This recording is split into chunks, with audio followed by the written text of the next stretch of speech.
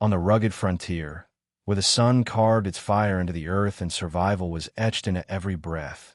A single embrace became the spark that no one saw coming.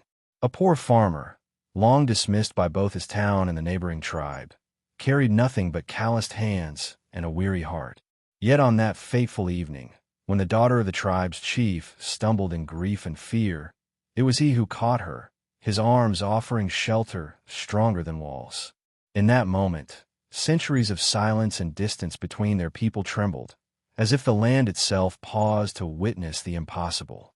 The farmer had never known respect, neither from his own kin nor from those beyond the ridge. He was a man the world overlooked, stripped of pride by poverty.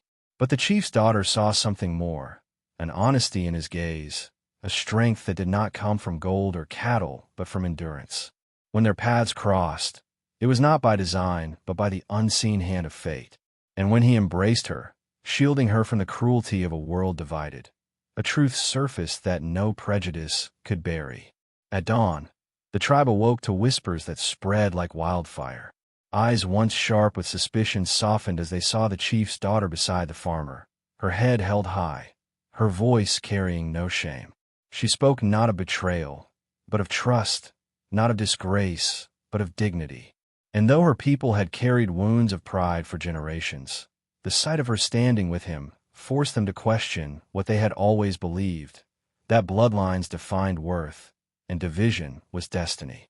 The chief himself, bound by tradition, yet broken by the sight of his daughter's courage, looked upon the farmer and saw no enemy.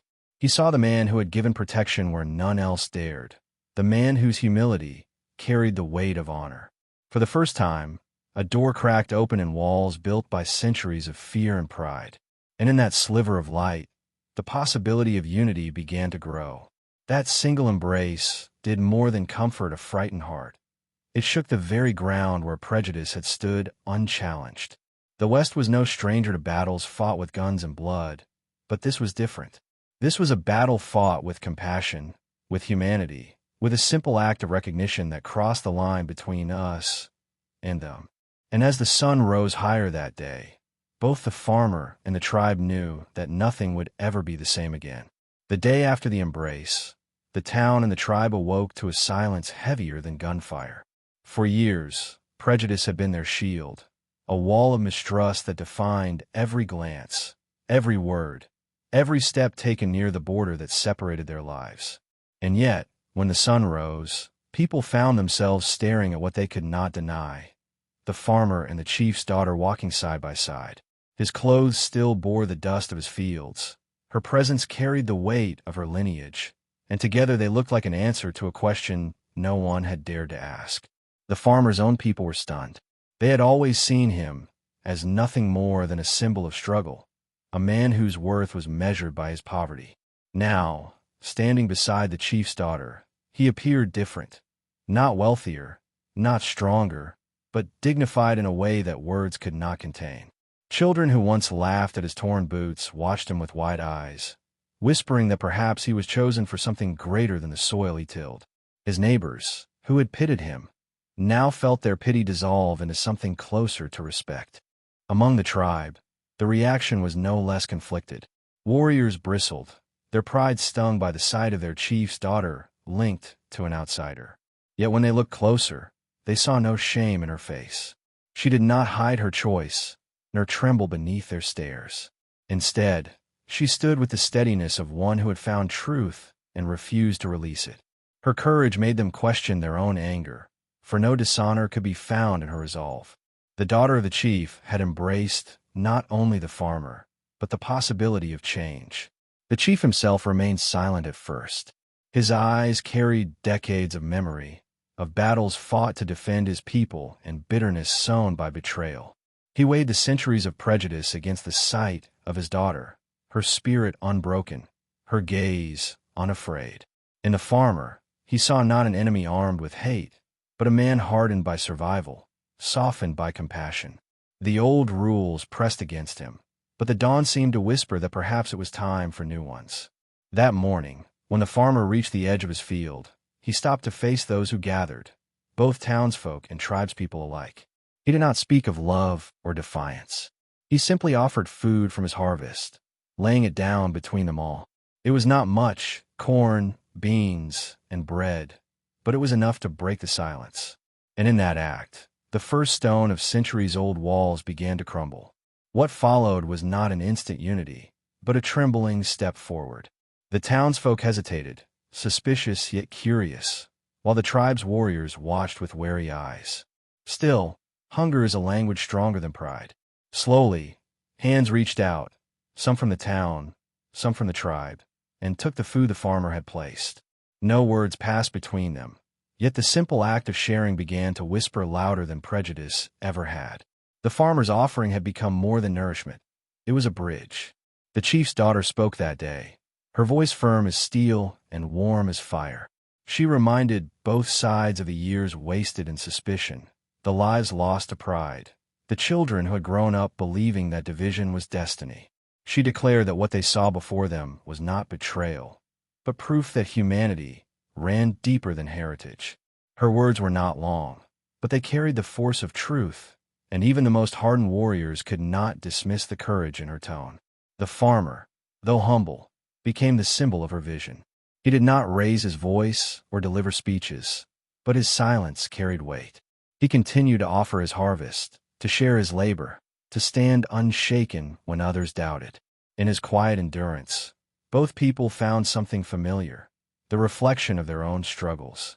He was not a conqueror demanding surrender, nor a beggar pleading for mercy. He was simply a man who chose compassion when the world demanded division. The town elders, who had once mocked him, began to shift uneasily in their seats. They realized that the farmer had done what they never dared. He had crossed the line of prejudice and lived to stand firm on the other side. Their authority, built on the old walls of fear, now trembled beneath the weight of his example. They could no longer dismiss him as poor, for he had shown himself richer in spirit than all their gold combined. By the time the sun dipped low, a fragile truce had taken root. No treaty was signed, no speeches declared peace.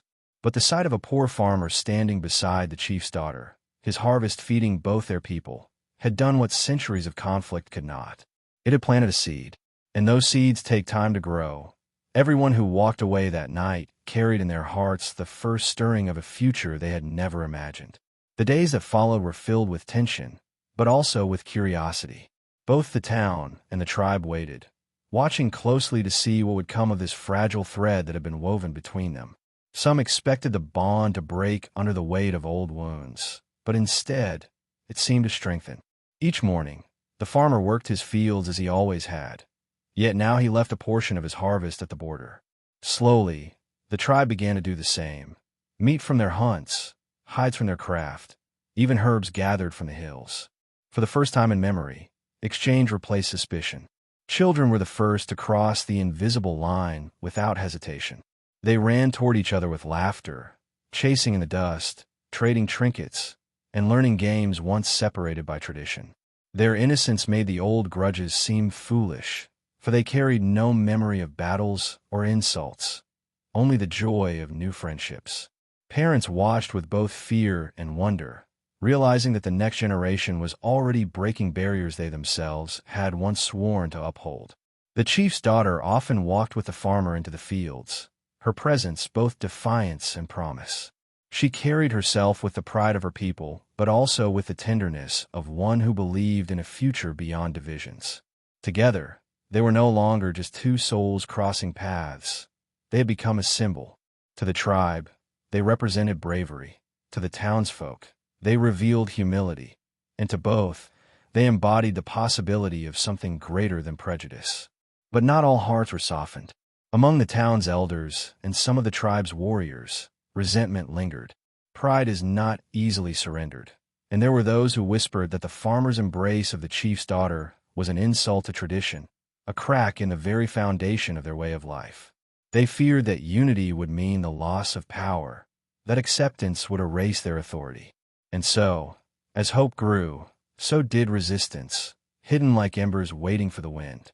The farmer sensed the danger, but he did not retreat. He knew the West was a place where every act of courage came at a cost. Still, he chose to stand firm, not for himself, but for the possibility of peace that had begun to stir.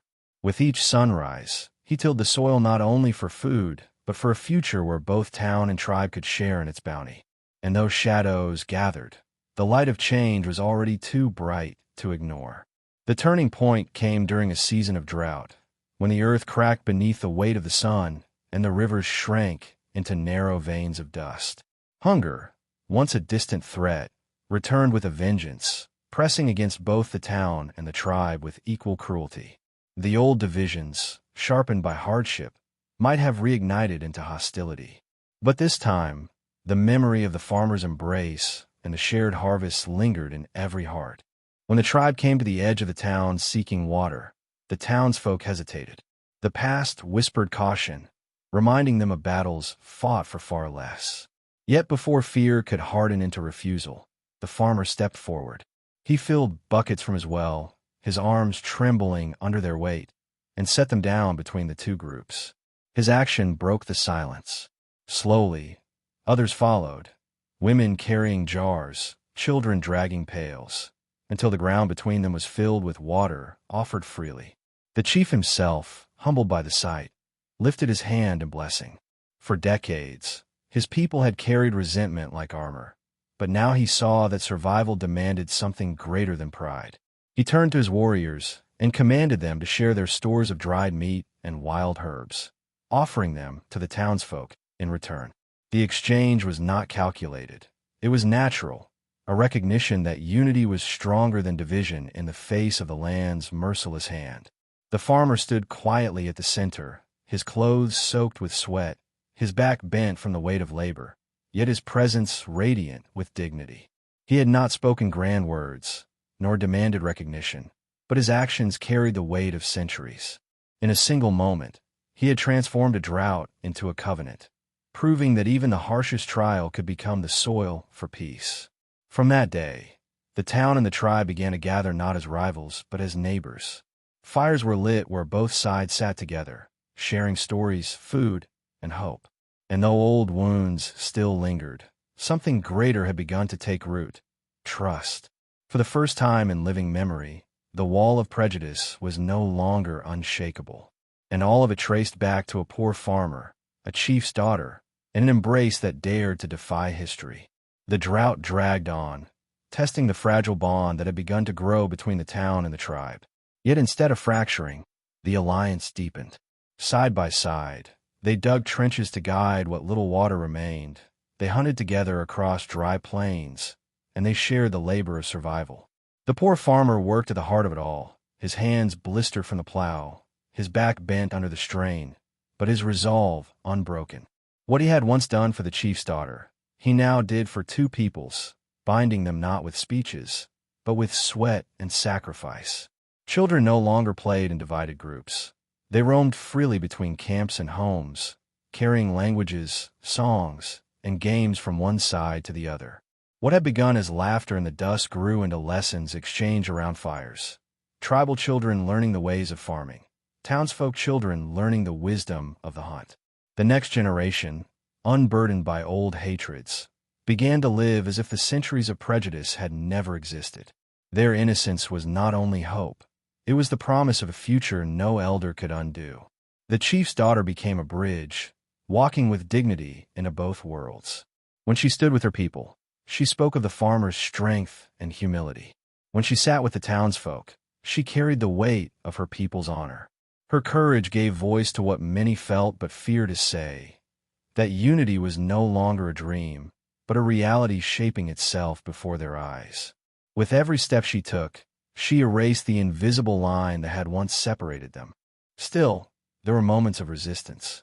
Some old warriors grumbled that tradition was slipping through their fingers, while certain townsfolk muttered that too much trust would end in betrayal. Yet even in these moments, their voices seemed smaller, weaker, drowned by the undeniable truth in the shared fields and shared fires.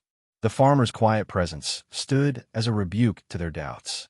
Each time they questioned, they remembered his embrace of the chief's daughter, his offering of food, his steady hands pouring water into dry soil. The weight of his actions silenced arguments words could never win. The drought, cruel as it was, had done what centuries of pride could not. It forced them to face their common humanity. And when the first rains finally fell, soaking into the cracked earth and washing dust from weary faces, both town and tribe looked skyward together.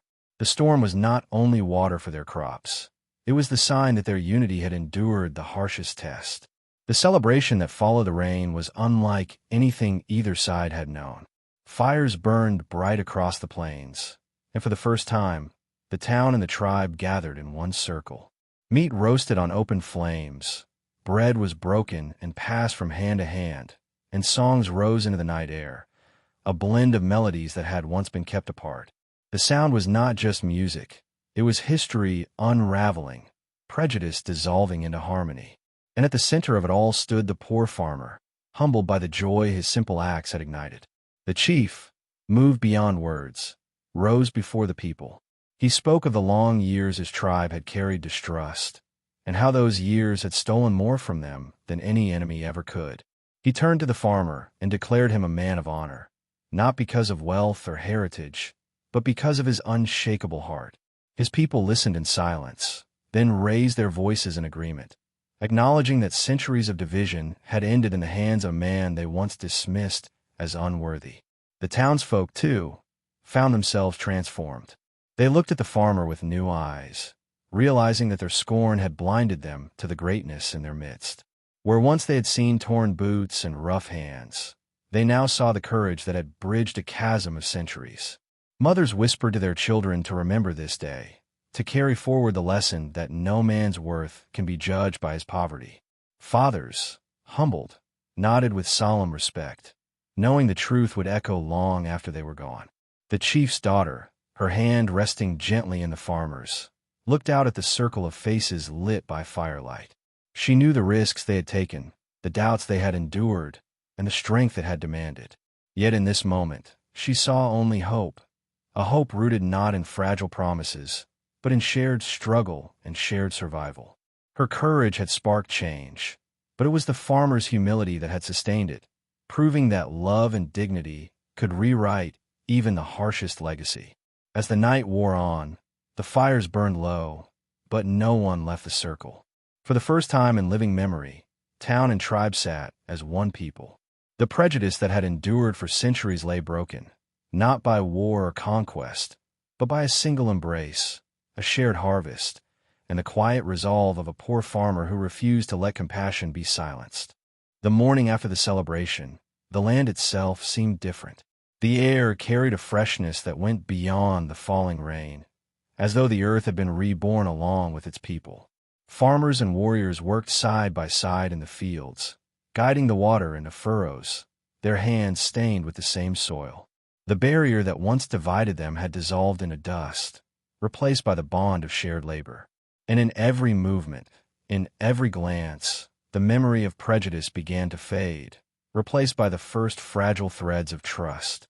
The poor farmer walked quietly among them, not as a leader crowned by pride, but as a man whose humility commanded respect. He gave instructions when asked, but more often he simply worked, showing with his actions that he sought no glory. Those who had mocked him now followed his example, and those who had distrusted him now admired his patience. Without raising his voice, he had become the heartbeat of unity, the steady rhythm that reminded them all why they had chosen peace. Children played at the edges of the fields, chasing one another with laughter that echoed across the plains. They no longer saw themselves as belonging to two different worlds. Their games mixed word from both languages, their friendships tied by bonds that ignored old lines. To watch them was to glimpse a future no elder had dared to dream. They were the living proof that centuries of division could be broken in a single generation, if only courage was planted and nurtured. The chief, once a man guarded by tradition, began to walk more freely into the town. He shook hands with men who had once feared him, shared bread at tables that had once closed their doors, and listened to voices that had once refused to hear his own. Each gesture was small, but each carried the weight of history being rewritten. And at his side, his daughter remained the unshakable bridge, her presence binding wounds that words alone could not heal. Still, not all hearts softened. In the shadows, a few clung to the old hatred, their pride too stubborn to surrender. They whispered that unity was dangerous, that their people would be weakened by mingling with those they had despised. Yet those whispers grew fainter each day, drowned by the strength of a community that had tasted the sweetness of trust. The poor farmer's embrace of the chief's daughter had lit a flame too bright to be extinguished, and even the shadows began to shrink beneath its glow. As seasons passed, the bond between the town and the tribe deepened into something unshakable. Harvests were shared openly, hunts became joint ventures, and the fires of their gatherings grew larger with each passing year. Where once there had been suspicion, now there was laughter. Where once there had been silence, now there were songs sung in two tongues, woven together like threads in the same cloth. The land had become not just a place of survival, but a home for a new kind of community. The farmer's life did not change into riches. His boots were still worn, his hands still scarred, his home still humble. Yet in the eyes of his people, he had become greater than wealth could ever measure. He was no longer the poor man of their pity, but the living symbol of dignity, the proof that even the smallest gesture, when born of compassion, could reshape the fate of nations.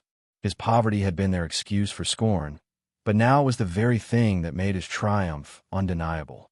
The chief's daughter stood with him through it all, her courage unwavering. Together, they walked through both town and tribe without fear, their bond no longer a scandal but a symbol. Mothers pointed them out to their children as examples of what true strength looked like. Not the strength to conquer, but the strength to endure, to forgive, to unite. Their embrace had begun as a moment of compassion, but it had grown into a legacy that neither time nor pride could erase. Elders from both sides began to speak differently in their councils. No longer did they talk of enemies and boundaries.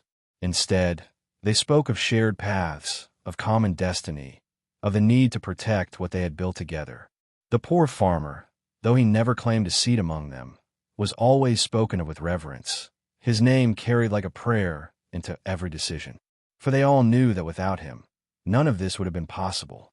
And so, what had once seemed impossible had become reality. Centuries of prejudice had ended not through war, nor through treaties carved by force, but through the embrace of a poor farmer and a chief's daughter who dared to defy the past. The West, scarred by blood and pride, had been given a story of hope, a reminder that sometimes the greatest revolutions begin not with armies, but with a single act of compassion. Time became the greatest witness to the change. What began as hesitant cooperation slowly wove itself into daily life until it was no longer questioned.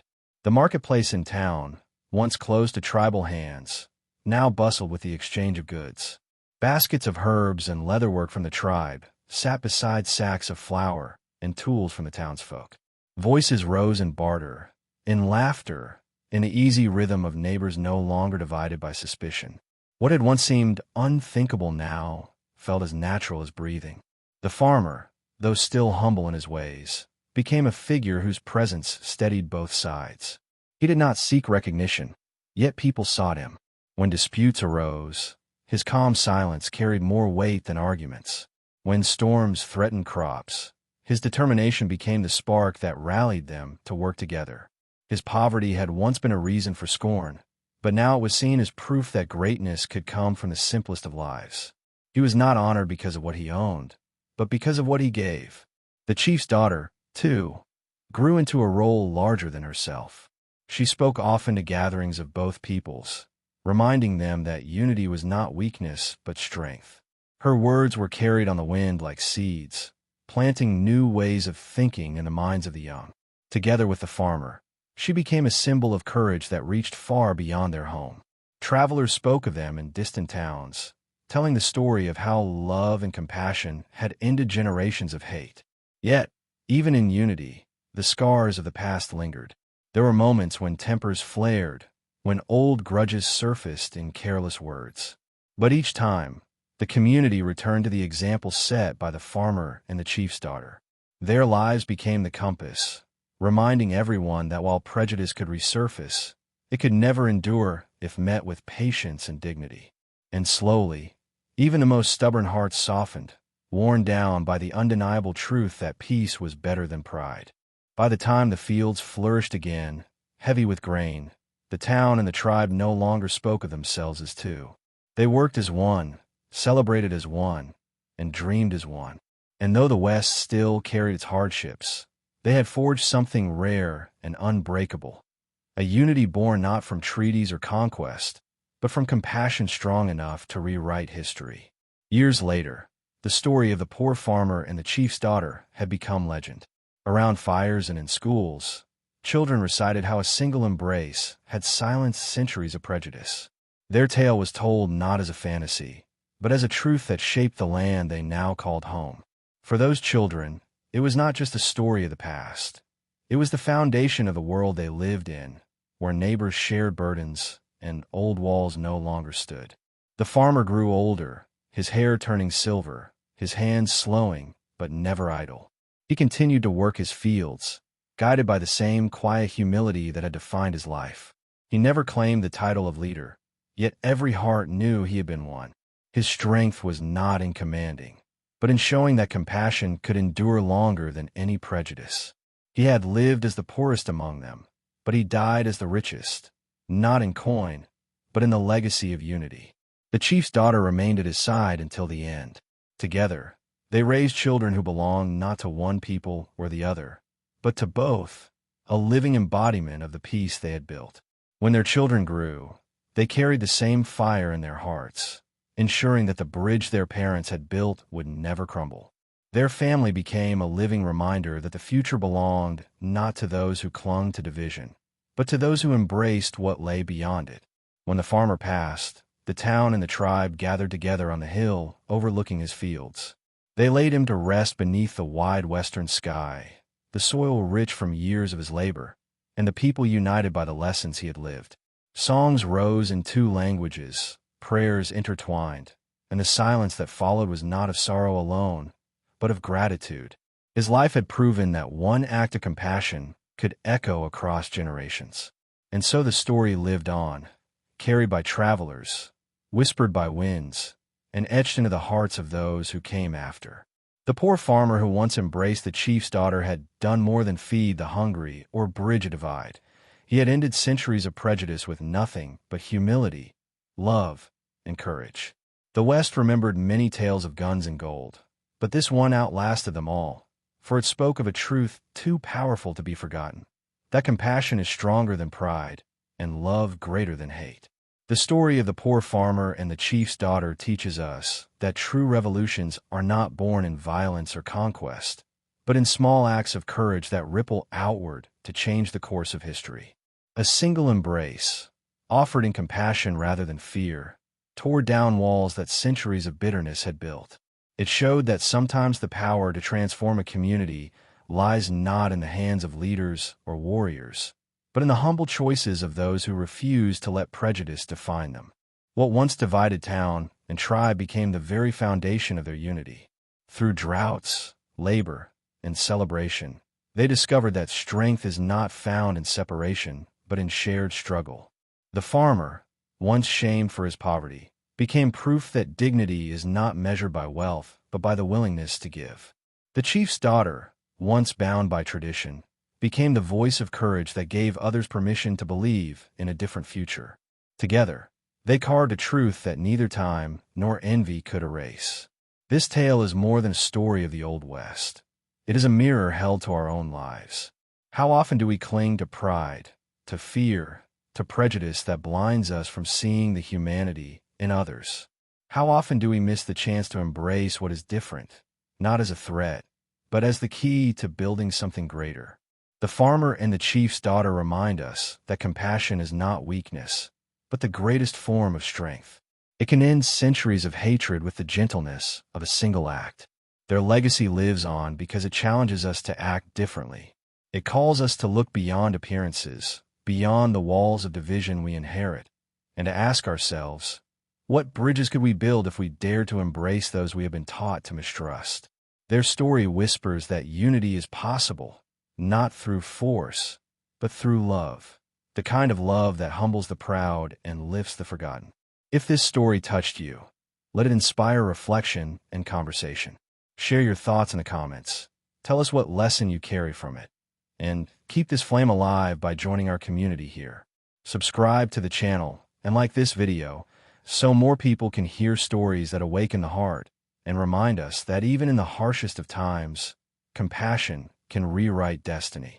After all, the West is full of tales, but few remind us so powerfully that love is stronger than hate.